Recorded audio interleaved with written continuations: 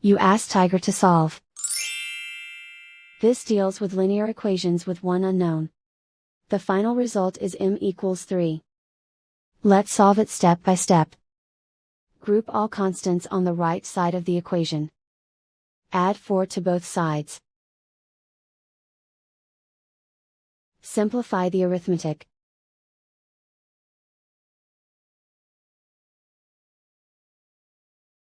Isolate the m. Divide both sides by 8. Simplify the fraction. Find the greatest common factor of the numerator and denominator. Factor out and cancel the greatest common factor. And so the final result is m equals 3.